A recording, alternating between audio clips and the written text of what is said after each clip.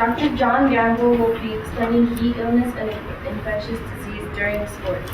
Dr. Gambol graduated from the University of Miami School of Medicine. He completed his residency in emergency medicine from Metropolitan Hospital and St. Vincent's Hospital in New York and became chief resident. His work experience since that time has been in emergency medicine, hyperbaric medicine, and wound healing.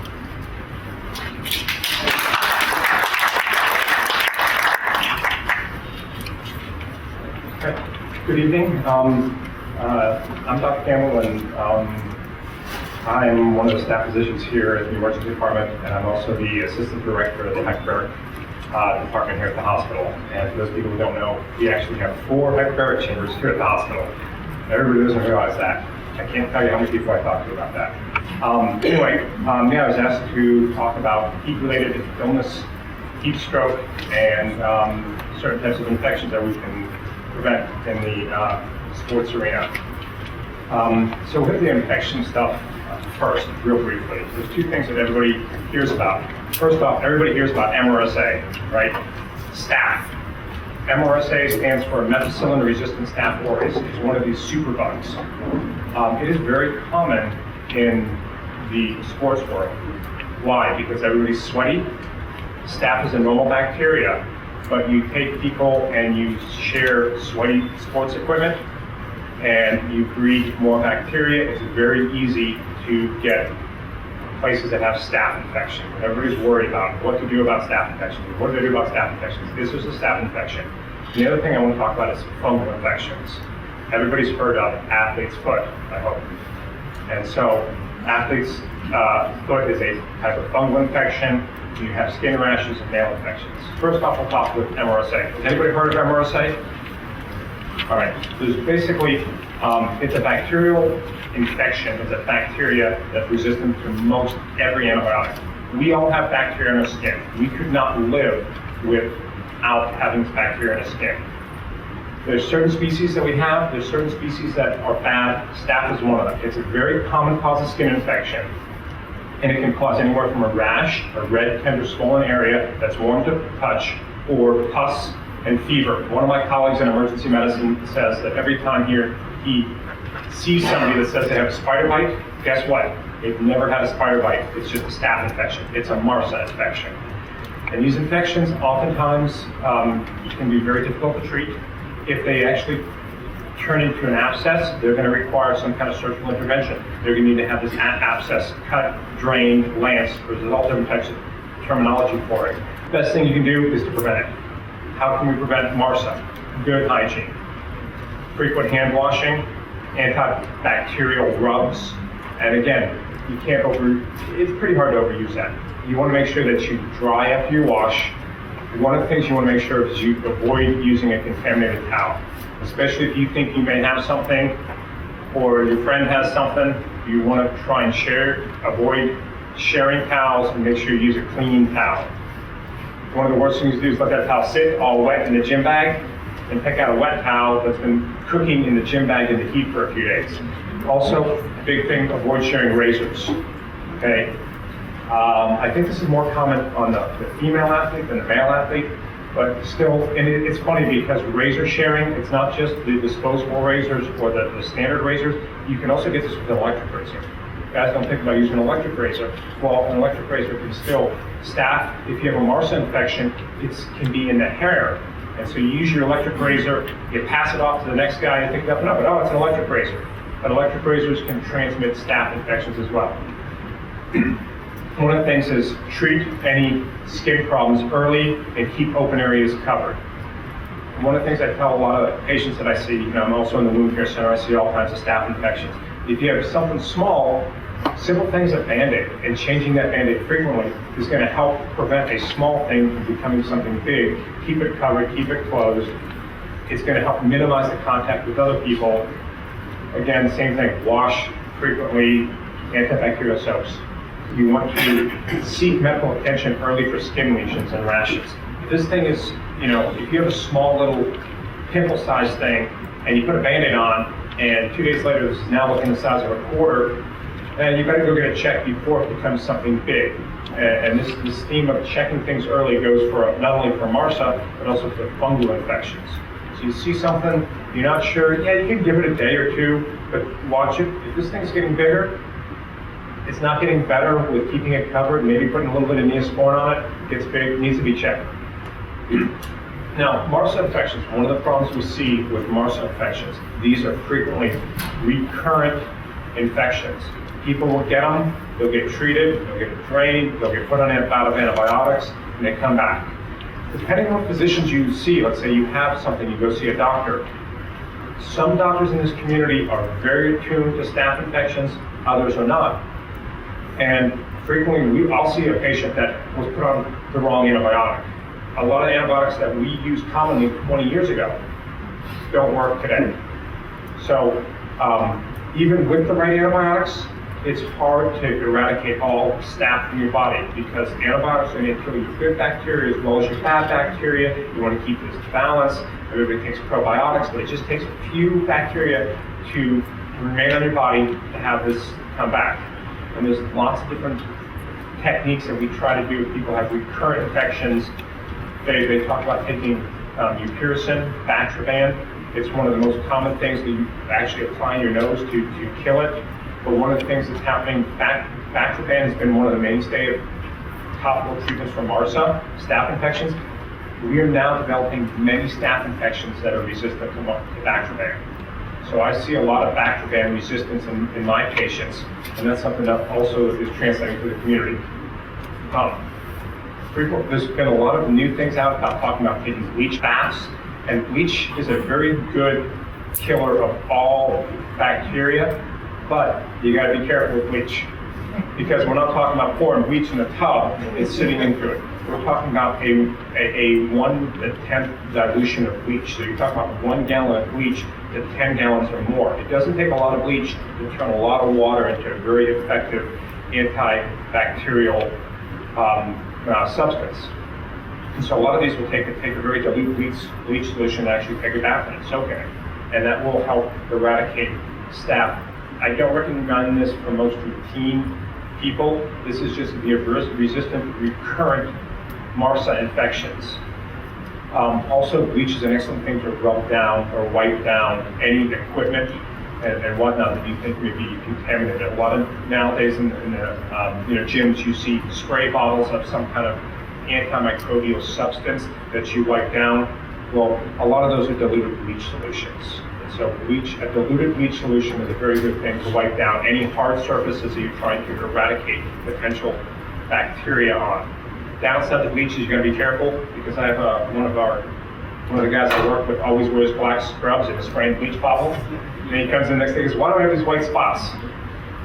So it'll stain, bleach out clothes as well. And then sometimes, again, this is done with physicians that are experienced with it. If you're resistant and recurrent staph infections, sometimes you get put on a long-term course of oral antibiotics targeted for the specific type of staph infection you have. Fungal infections, a lot of the same things I just said about fungal infections are true for the MRSA infections. Fungal infections are called jock itch. Anybody heard of jock itch? Athlete's foot, okay? These are two common ones. Different types of fungal species cause them, but a lot of times there's some cross-reactivity between these bacterial species.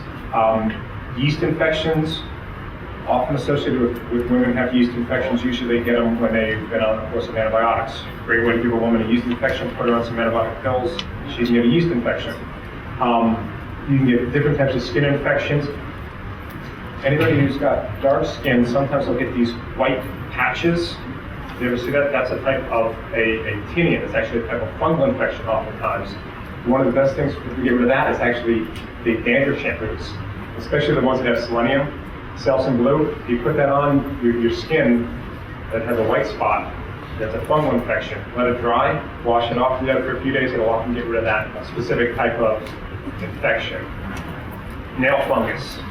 A lot of these things we see nail fungus. I don't know if anybody's seen nail fungus. If you haven't, or anybody know, it's a thickened yellow nail. It's usually on the toenails. And what's interesting is this type of fungal species, to get rid of it in the nails is very, very difficult. Oftentimes you have to be on a year or longer antifungal infections to get rid of it. And what happens is, the nail fungus can serve as a breeding ground or a reservoir to give you recurrent skin infections.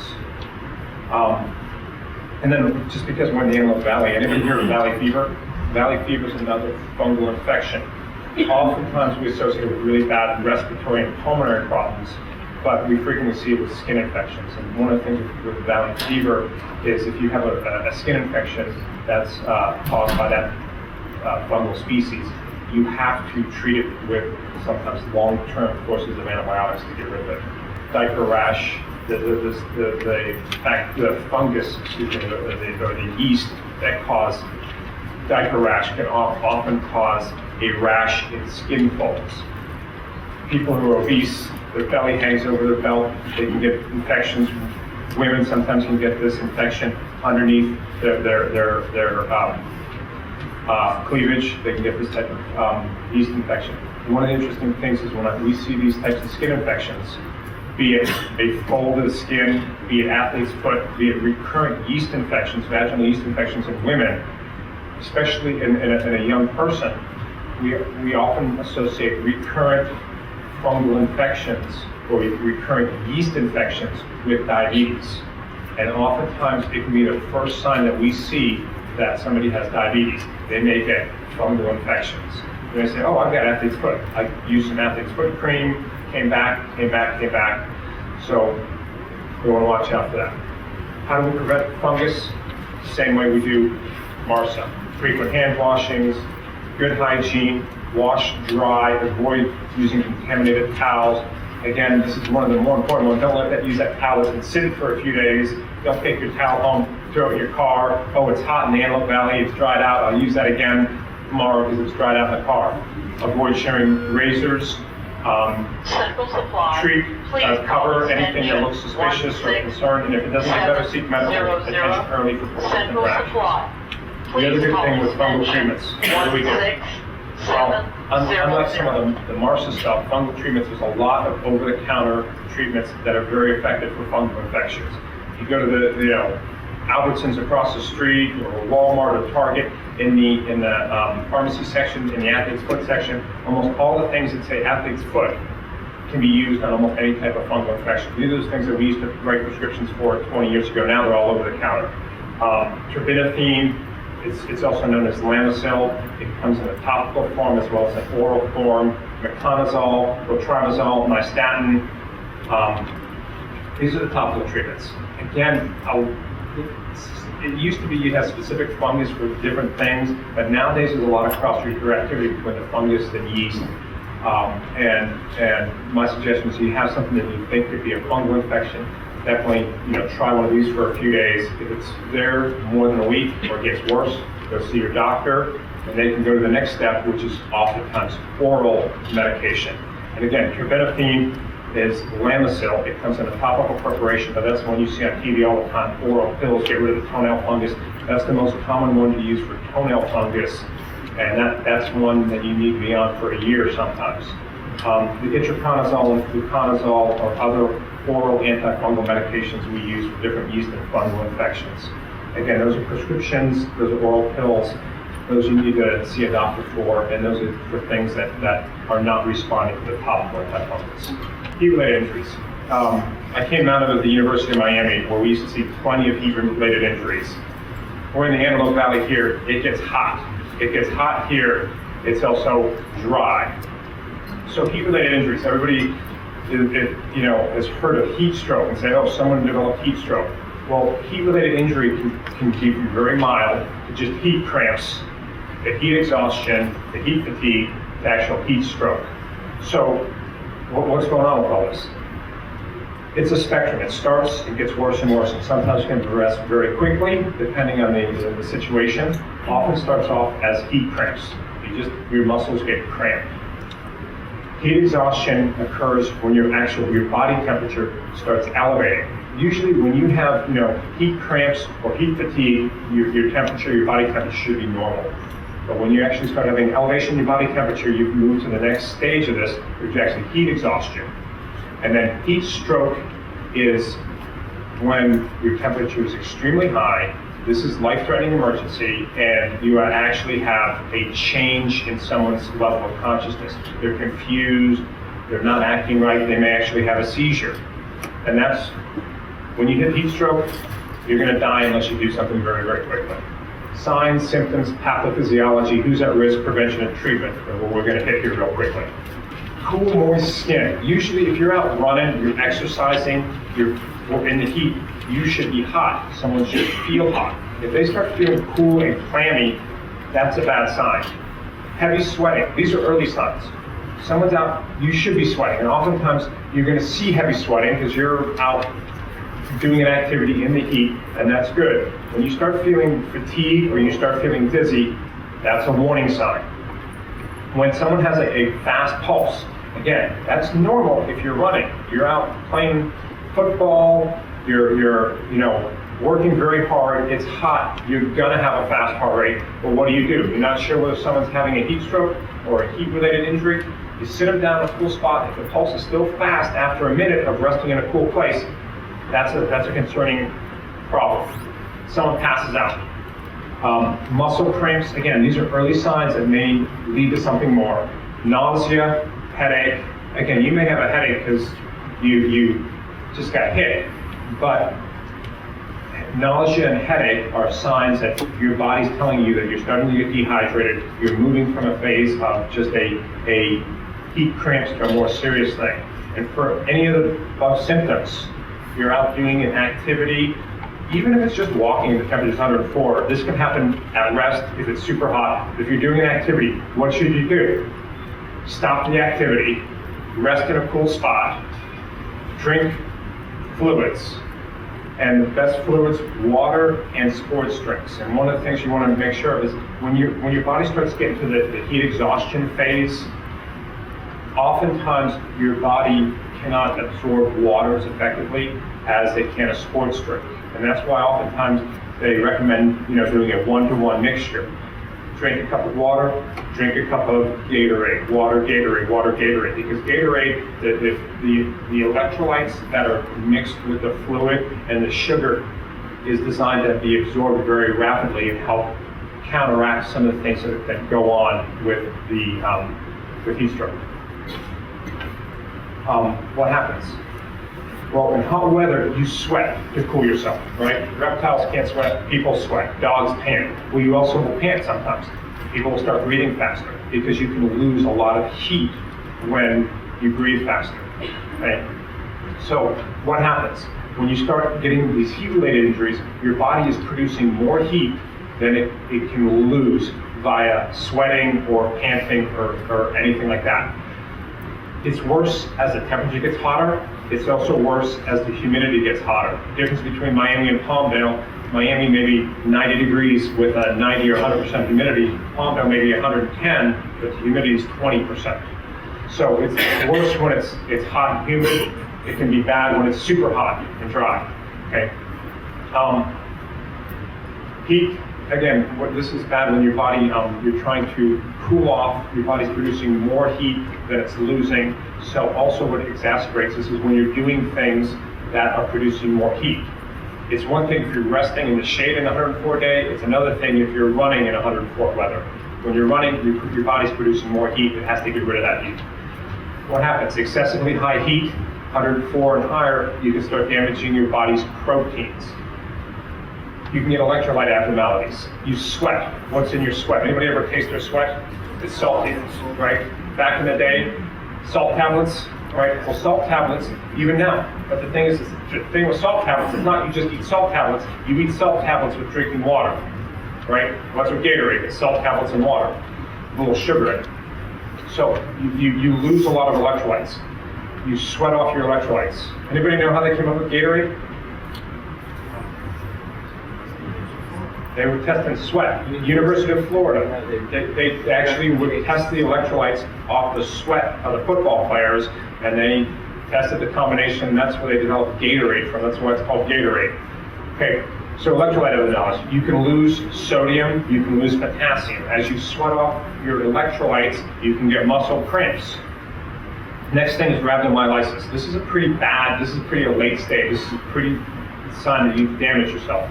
You started damaging your muscles from the high heat. You start damaging your muscle proteins, and your myoglobin from your muscles is actually starting to break down and get into your blood system, and you have dark urine.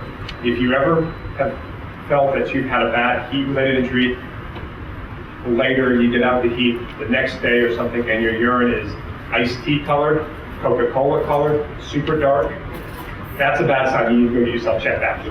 Yeah. Okay. Those are physical signs. Dark urine. I mean, it can be dark. If you haven't drank a lot for a little bit, your urine looks dark. If you drink a lot of water, your urine looks light. But if you're doing a lot of activity in the heat, you want to make sure your urine looks nice and light. If your urine looks black, iced tea color, looks like Coca-Cola, come see me in the ER. Then Dr. Gambol told me to come see him because I have tea-colored urine. Okay, you can get DIC, multi-system organ failure, ARDS. These things are all late. These are all heat stroke conditions where you actually have changes in mental status and you are super, super sick. DIC is starting when your blood starts clotting wrong. Multi-system organ failure means your mind's not going. You can have liver failure, you can have kidney failure. ARDS, your lungs actually are failing. You've got fluid in your lungs even though you're dehydrated. These are all late effects. These are things that are going to happen when you've gone from heat exhaustion to heat stroke. Now, one of the big things that you want to look for, if you're worried about someone going from heat exhaustion to heat stroke, big thing is when you stop sweating. If you're watching somebody and you go, gosh, this person's sick, this person's been overexerting in the hot weather, and they're sweating, and you pat them dry, normally you pat someone dry, you wipe someone out. A minute later, they're all sweaty again. Okay, you got someone that you think may have gotten injured by the heat and it's still hot out, you wipe them dry, you move to a cool place, their pulse is still fast, you dry them off, and you dry them off and they do not sweat up really, really, really quick, that person's in big trouble. You need to be on the phone with 911. Say, I need someone that needs to go to the hospital now, they're having a heat stroke. So, not sweating, bad sign. Risk factors, who's at risk? Elderly and infants, we all know that. But also, we're dealing with athletes here, right? This is sports prevention, injury, who's gonna get hurt? Well, increased activities, big thing, and then also certain medications. One of the things that, when all your players, anybody participating in sports gets a little physical, right? Well, a lot of the doctors will just check, good to play, check, good to play, check, good to play, right? They'll do that, they won't think about it, but certain medications, and so as a coach or someone that's taking care of patients on sidelines or whatnot, you should be aware of any medications. We should be able to ask the patient and think, any players, what they may be on. Certain types of beta blockers, this is more for the older people, heart medications. Antihistamines, right? Benadryl can mess up your ability to process heat and put you at higher risk for heat stroke. Asthma medications. Lots of people have asthma. Lots of people are on their inhalers. What are their inhalers? Their inhalers are kind of a stimulant. They can actually put you at increased risk for heat stroke. Diuretics. Why are people wanting to use diuretics? Well, to try to get certain weights. Wrestlers frequently will sneak some diuretics to get to the next weight class. They'll pee it out. So people may be on the field taking a diuretic to a certain weight program. It takes a few days for that diuretic to be fully out of your system, and you may be entering a situation where someone's already dehydrated because they're taking water pills, besides from medical uses, for non-medical uses. Amphetamines. Now, a lot of illegal drugs, people use amphetamines, speed, they feel as performance enhancers. Excessive coffee, caffeine. Everybody loves Starbucks. I drink way too much of it. But again, what is caffeine? It's a stimulant. It's going to increase your metabolism a little bit. It's going to impair your ability to lose heat. Well, yeah, those are I'm heading my next point. Okay, diet pills, energy supplements, all contain ingredients that will increase your risk of heat stroke. Yes, stackers, right? Stackers, the 5-hour energy, almost anything. I mean, there's a lot of over-the-counter metabolism supporters, be it for diet pills or be it for energy boosters. Almost every one of these will put yourself at an increased risk for heat stroke. Now, it may not be a huge risk, but it's going to be something, okay? And then sudden temperature changes, right? So anybody the teams from the Antelope Valley have an advantage from people down in Santa Monica, right? Because it's two things. First off, if you're in a hot environment and you're acclimatized to it, you're not as likely to get a heat stroke. If you come from someplace cool and all of a sudden you come to a hot area, your body hasn't had the time to change. That's why the first couple of days of a heat wave, you see a lot of deaths. 2 weeks into the heat wave, you see a lot less because the people are getting used to the high temperatures. Okay. So the other thing that happens here in particular is we're at altitude. Anybody know the altitude of Palmdale? Yeah. So I mean, it's right. It's half mile up. So that'll also affect your ability to lose heat and your metabolism. Okay. Other risk factors. Obesity, right? You got too much padding on you, you can't lose heat. You're better off in the cold weather, but you're not as good as getting rid of the heat when you're exercising in the hot temperature, okay? Big thing is with obesity, it slows your body's ability to lose heat and can lead to that elevated core temperature, leads to heat stroke. Higher heat index, there's heat index scores that's related to the temperature and humidity. Heat at altitude, right? Calm down. Dehydration, and again, dehydration from not taking in fluids and dehydration from certain medications. Alcohol use. Alcohol is a big diuretic, and it also is going to mess up your body's nervous system to know whether you're hot and how much heat to lose. And then overdressing, right? Used to be, gosh, I remember when I was in high school, there was that movie where everybody was running in the sweatsuits, not just the sweatsuits, the silver rubber suits, right? That were shining, and you're like, yeah, I want to get hot, and steam rooms, all these things. If you're running to sweat it off, it's going to put you at risk for getting heat stroke. Okay, so what do you do? Treatment, same thing we've been over. Stop the activity. You feel dizzy on the field. Your heart's going real fast. Move to a cool place. Drink some fluids. Use cooling measures. Take that thing of ice, dump it over somebody. Ice water, ice baths, cooling showers, even sprays, even a Mr. Spray. That is, Mr. Sprays are not as effective when the humidity is really high. The humidity is low, a Mr. Spray works good. But cooling blankets, ice packs under someone's armpits, ice packs, and cooling ice baths, actually getting it to cool someone down very quickly. And if not improved, seek medical attention.